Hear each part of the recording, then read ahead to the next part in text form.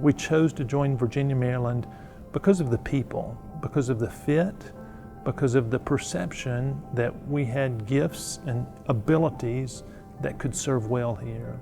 So we're excited to be here. We chose to be here because of you, the faculty, staff, students, stakeholders that are involved in this college.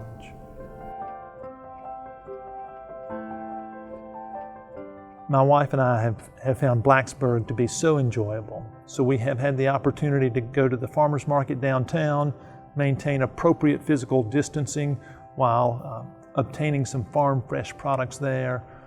Also spending a little bit of time on the bike trails.